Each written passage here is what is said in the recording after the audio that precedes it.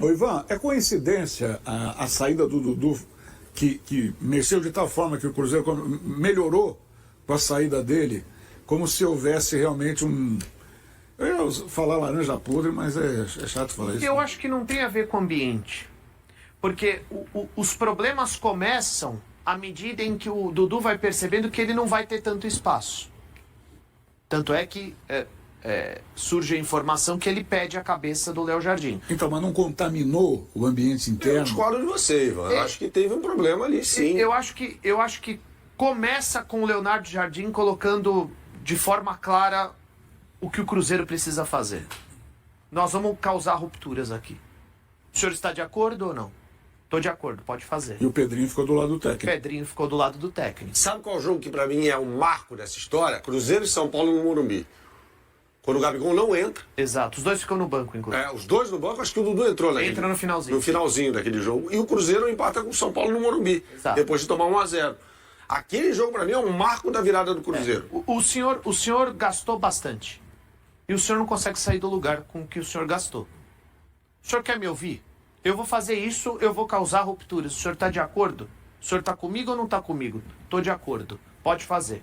Ele foi lá e botou Gabriel e Dudu no banco de reservas. O Dudu se rebelou e deu no que deu. O Gabriel, por incrível que pareça, está tendo a paciência necessária. O que o Gabriel está fazendo na equipe do Cruzeiro não é uma novidade na carreira dele. Quando o Dorival bota ele e o Pedro juntos, ele era o cara que mais saía da área para poder fazer associações ali. E o Pedro foi rei da América naquele ano, 2022. Né? Então, eu acho que começa quando o Leonardo Jardim chega. E aí sim as coisas são colocadas de uma maneira clara. Sem maiores comparações, hein? Não me entendam mal, mas é mais ou menos o que acontece com o Neymar. Então, assim, se o técnico banca o jogador e não, ou se o presidente ou o CEO banca o jogador e não o técnico, como vem acontecendo sempre quando o Neymar joga ou está no time, né? Essa é uma situação. A outra é o que aconteceu com o Pedrinho BH, que bancou o técnico. E falou, olha, quem não estiver satisfeito, vaza. E isso aconteceu com o Dudu. O Dudu vazou. O Cruzeiro lembra muito um pouco aquilo que o Flamengo fez contra o Palmeiras aqui no Allianz Parque. 2 linhas de 4, marcação, bem próxima, saída em velocidade. Não, mas eu acho que tem muito o Flamengo isso. no primeiro tempo jogou fechadinho contra o Palmeiras. Com mais de 60 mil pessoas no estádio. Acho difícil o Cruzeiro ter esse comportamento. Torcida esmagadora favorável. Mas isso tudo depende também da postura do Palmeiras. Porque o Palmeiras, o Abel, como o Rafa falou, o Abel tem muitas estratégias durante os jogos. O Abel entregou a bola pro Atlético Mineiro aqui num determinado ano, não sei qual. Entregou a bola pro Atlético Mineiro e falou, toma, fica aí dentro do Allianz Parque. O Atlético martelou, ele foi lá... Perdeu o pênalti. Não, essa foi na Libertadores, acho que foi no Campeonato Brasileiro. Ele foi lá, 2-0, acabou o jogo. Fez 2 ataques, acabou o jogo. No jogo seguinte, dentro de casa, era contra o Botafogo. Todo mundo achou, vamos ver o que ele vai fazer. Ele pressionou o Botafogo, primeiro tempo 20 minutos, 3-0 pro Palmeiras.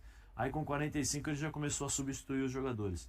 Tem essa questão da estratégia. Até mesmo o próprio Cruzeiro vai pressionar em cima ou vai recuar? Porque se o Cruzeiro recuar, né, o Palmeiras naturalmente vai sair com a bola. Aí o Cruzeiro pode jogar no contra-ataque também. É o Cruzeiro quem vai tomar isso aí. Eu também tenho essa impressão. Agora, Pascoalzinho, o bastidor nesse tipo de jogo também conta bastante. Não sei se você se lembra, outro dia ele estava aqui com a gente, gravou um Bola da Vez, ainda não foi ao ar. Marcelo de Lima Henrique apitou uma derrota do Cruzeiro no início do campeonato contra o Inter, expulsou um jogador do Cruzeiro no início, foi 3-0 pro Inter. Aí o Pedrinho Lourenço deu aquela ligada para a Confederação Brasileira de Futebol e o Marcelo Lima Henrique pegou uma longa geladeira. Ele saiu da geladeira há pouco tempo num jogo do Palmeiras contra o Red Bull Bragantino, vitória do Palmeiras lá em Bragança Paulista. Então, Marcelo Lima Henrique estava escalado no VAR para o jogo de domingo. Ia fazer a cabine de VAR. Por solicitação do Cruzeiro, ele foi retirado da escala. Quer dizer, a pressão em cima da arbitragem, de certa maneira, já começou. O árbitro do jogo será o Rodrigo José Pereira de Lima, árbitro de Pernambuco. Ele será o árbitro de campo e o Marcelo Lima Henrique não mais o VAR. Às vezes assim, eu parto do seguinte ponto. todas as vezes que a comissão de arbitragem ela recebe uma ponderação como feita pelo Cruzeiro e muda o árbitro do jogo, eu fico sempre com um pé atrás, né? Porque a comissão de arbitragem ela deveria ter tido um pouco mais de cuidado, né? Para escalar. Que aqui no Brasil, aqui é tudo muito estranho, não sei. Aqui é tudo diferente. Isso aqui é um país muito estranho. Esse é meu amigo Pedrão que falava isso. Agora, aqui é tudo muito esquisito.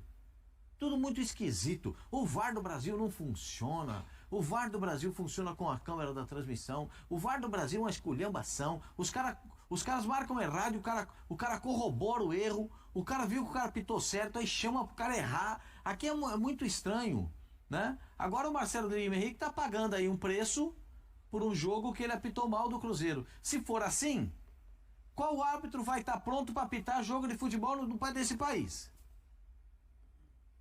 Se todo mundo erra a favor e contra todo mundo toda hora, quem é que vai apitar jogo? Esse aqui eu não quero. Aquele ali não quero não. Aquele outro não me serve. Esse aqui, ninguém quer ninguém. Então a comissão de arbitragem também, eu vou dizer um negócio para você, é um negócio para a gente analisar. O atual presidente da CBF, foi recentemente eleito, ele tinha que dar uma olhada. Samir Chaldi. Eu já tive várias discussões na época com o Salvio, agora com o Gaciba, com a Renata, com o Simon não, porque o Simon pouco participou às vezes dos programas que eu participava por causa do horário. Mas isso tudo, eu não sei, eu acho que passa muito pelo histórico do que é a CBF, com esse relacionamento entre CBF, Comissão de Arbitragem e clubes, né? Porque uma vez eu tive uma discussão séria com o Pedro sobre isso, porque a Comissão de Arbitragem, ela não tem que abrir as portas para ninguém. Não tem que abrir as portas para, vou receber o clube, o Palmeiras, eu vou receber o Corinthians, eu vou receber o São Paulo, eu vou receber o Cruzeiro. Você não tem que abrir as portas para ninguém. Eu pergunto, os clubes abrem as portas para o árbitro entrar e ver se eles estão administrando bem a sua entidade, o seu clube? Por que agora você que tem dívidas, erra nas contratações, erra no planejamento... Você sabe qual foi o último clube recebido pela Comissão de Arbitragem da CBF, né? Comissão de Arbitragem da CBF não, pela CBF, né? Foi o Grêmio. O Grêmio. Semana passada. Mas olha um pouquinho. Mas sabe que o Grêmio as ponderações do Grêmio eram absolutamente palpáveis. Aí na rodada seguinte, quando o Bright White desmancha na área, levanta suspeita. Posso falar uma coisa pra você que ontem o Gaciba me contou? E eu não sou baú pra ficar guardando? A comissão... vocês estão preparados para o que eu vou dizer, não? A comissão falou que foi pênalti. A comissão... Eu vou contar uma coisa... Eu tô sempre, mestre. Tá preparado aí, rapaz? Tá preparado aqui, José? Tá preparado? O senhor que tá em casa, preparado? Tô firme aqui. A comissão de arbitragem do Brasil entendeu aquele lance do Bright White contra o goleiro do Bahia, atenção, senhores, como penalidade máxima. E eu não consegui parar de rir. A Comissão do Brasil? Eu comecei a rir. Ou a Comissão Internacional? Não, porque um cada canto. O Rafa pode depois explicar melhor. Cada um tá num lado e vai pra cá e dá um devorteio, o outro que tá ali, o outro que não apitou, o outro que apitou, mas tá longe. É assim um negócio muito maluco. Eu acho que o novo presidente, o Samir, tem que tomar uma posição disso aí. Tem que ter um negócio sério. O Samir poderia tirar 10% ou sei lá quantos por cento de cada presidente das federações, já que o colocaram ali. O caminho é qualificação, galera. Pastor, calma. Tirar desse aí. Sabe o que é? É a profissionalização. Implementar um VAR semiautomático. A CBF tem dinheiro para fazer isso. Dá uma bombada no VAR. Veja quanto gasta com as federações. Diminui um pouquinho. Diminui. O salário, quanto que é o salário do presidente? Altíssimo também, né? Diminui um pouquinho, tira 10%, vamos melhorar o futebol.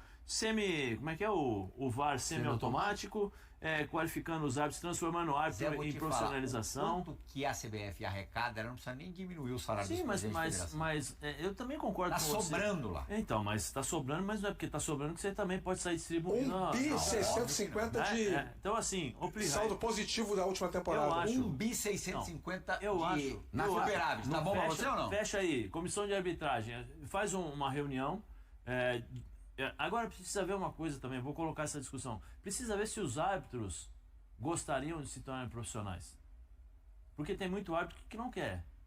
Porque tem 2 empregos, um árbitro FIFA... eu acho que sim, hein? Não, mas calma, Rafa, porque eu conversando com fontes e com pessoas ligadas aos árbitros, porque eles questionam, eles falam assim, pô, eu sou árbitro FIFA, quanto ganha o árbitro FIFA por jogo? Aliás, aqui Cinco nós, conto. conversando com fontes, pessoas ligadas e tal, o Marcelo Lima Henrique cruzou com você aqui, né? Sim. E você tinha dado umas porradas nele antes? Sim, não deu porrada. Eu falei pra ele que ele tinha que se aposentar. Ele tinha que parar, só isso. Pra evitar tudo isso que estava acontecendo com ele. Né? Assim, quanto ganha um árbitro FIFA? Você imagina, ele faz quantos jogos por mês? 5 mil por jogo, acho que é isso. 5 mil por jogo. Quantos jogos ele faz por mês? Os 4 jogos?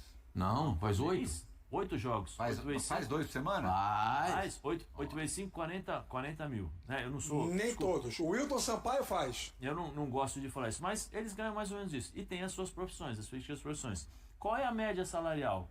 Como vai ser? Eles vão permanecer algum tempo, por exemplo, que a CBF construa um centro de arbitragem no Rio. Todos vão morar no Rio, vão ser treinados todos os dias, porque esses árbitros precisam ser treinados todos os dias, eles são seres humanos. Eles precisam ter tratamento igual o jogador de futebol tem. Alimentação privilegiada, preparação física, tratamento, né, emocional, para eles suportarem tudo isso que acontece. Sabe por quê, Prial? Porque aí, e depois do jogo tem que falar. Não depois que entra no vestiário, depois do jogo tem que falar. Sabe por quê? Para evitar... você diz da entrevista. Da entrevista, sabe? Para evitar exatamente o que as pessoas falam todos os anos. Torcedores, treinadores, auxiliares, diretores... esse campeonato tá manchado, esse campeonato tem sistema, esse campeonato tem esquema, tá vendo? Prejudicou aqui na próxima rodada, esse vai ser beneficiado. Tudo isso, Real, porque quando você recebe... E a tecnologia não vale de nada, né? Quando você recebe uma... É o que todo mundo diz. Isso, quando você recebe uma delegação, um time dentro da sua casa, vamos dizer assim, a comissão de arbitragem recebe recebeu o Grêmio. E não estou citando porque você falou que foi o último, mas poderia ter recebido o Juventude. E na rodada seguinte acontece um erro e o Juventude é beneficiado, você já liga automaticamente os fatos. Por quê? Porque o nosso, foi assim, né? porque o nosso histórico... Quem não chora não mama. Porque o nosso histórico é assim. E se você vai para a Itália, tem isso também. Você vai para a Alemanha, tem isso. Em todos os lugares do mundo. Como você minimiza levando isso? para o campo. Quando você reclamava com o juiz dentro de campo, você reclamava com alguma esperança de que ele fosse mudar a decisão? Ou que ele, nas futuras decisões, pensasse um pouco melhor? Não, na época que eu jogava, Pirral, não tinha VAR. Não. Então, eu vou te explicar. Mas se chorava pra caramba. Não, vou te explicar o porquê. Por que eu disse que não tinha VAR? Porque nós éramos instruídos dentro do vestiário, assim, árbitro marcou, para de reclamar porque ele não vai voltar atrás. Ele não tinha possibilidade de voltar atrás. Dificilmente, raramente, nos anos 90, 80, você reclamava bastante. Por quê? Porque esse acúmulo não tanto quanto hoje, mas esse acúmulo de erros, Prial, acaba estourando emocionalmente todo mundo. Começa das arquibancadas e chega no campo. Por quê? Você percebe aí um clube que sistematicamente ele é prejudicado por erros de arbitragem. Os jogadores já entram predispostos a um primeiro erro de um árbitro que pode acontecer, eles já entram querendo matar o árbitro. Porque tudo isso acontece. Agora, quando você abre a sua casa, vem cá, recebe aqui, Juventude, vem cá você aqui e tal. O que acontece? Você dá possibilidades de fazer tratamentos diferenciados também. Porque o time grande com o time pequeno... e aí a gente fica nesse julgamento eterno. Lembrando, os árbitros são seres humanos. Eles também erram. Só que a entidade que os contrata tem que fazer algo para protegê-los também disso.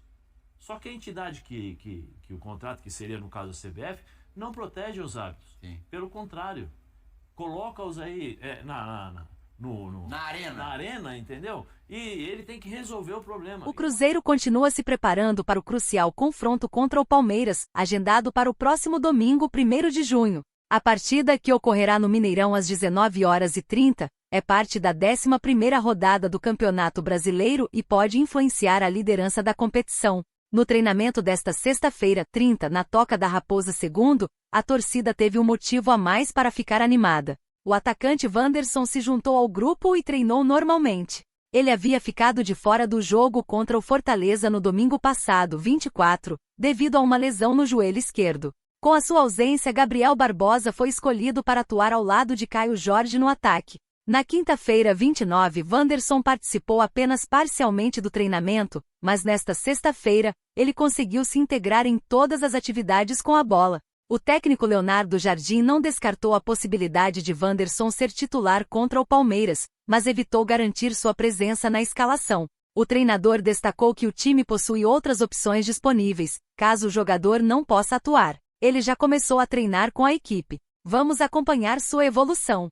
Com certeza, se ele não puder jogar, teremos outros prontos para entrar, porque mais uma vez contamos com um grupo. Não temos soluções para todas as posições e não temos 22 jogadores do mesmo nível, mas temos um elenco, como já mencionei, de 16 jogadores, permitindo algumas trocas quando necessário, comentou. E aí galera, o que acharam? Deixe nos comentários. Não se esqueçam de deixar o like e de se inscreverem no canal e acionar o sininho para receber as notificações. Até mais, Nação Celeste! Vamos pra frente!